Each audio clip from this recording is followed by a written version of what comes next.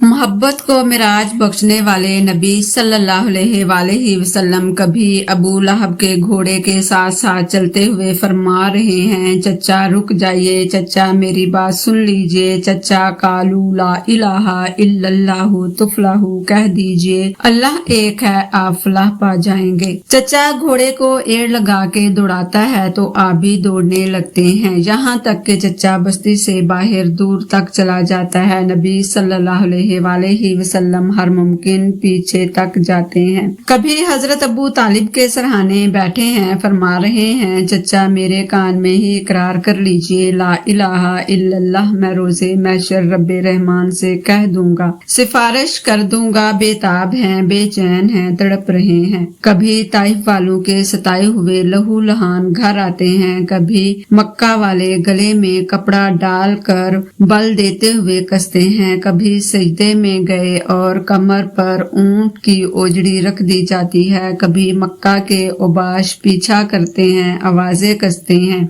मक्का की बस्ती में हर आने वाले को मुतनफ्फर करने की कोशिश करते हैं, यहाँ तक के परेशान हाल घर लौटकर उम्मुल मोमिनीन से कहते हैं कि ये लोग मेरी बात नहीं सुनते, मैं इनकी फलाह चाहता हूँ। दिल चूर चूर हो जाता है, रब के महबूब की आंखें भीग जाती हैं, गम ज़दा हो जाते हैं, उम्मत की फिक्र में रंजीदा हो जाते हैं। अर्श वाले ने आयात भेज दी कि मेरा महबूब परेशान है। फरमान उतरा कि ऐ पैगंबर आपका काम पैगाम पहुंचाना है, दिलों को बदलना हमारी जिम्मेदारी है, आप खुद को परेशान क्यों करते हैं। नबूवत की शान पैगंबर सल्लल्लाहु अलैहि वसल्लम हर रोज एक नई फिक्र नए जज्बे के साथ निकलते। अम्मा खदीजा रज़ियल्लाहु ताला अन्हा सरताज की हिम्मत बंधाती, हौसला देती, उम्मीदें जोड़ती। आका करीम दिन भर बाजारों चौकों चौराहों में कालू ला इलाहा इल्लल्लाह तुफलाहु की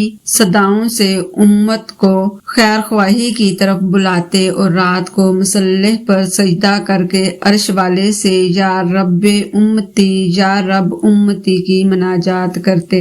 अर्श वाले ने महबूब के अपनी उम्मत के साथ मोहब्बत को और इस उम्मत की फिक्र के दर्द को कुछ इस तरह बयान किया है।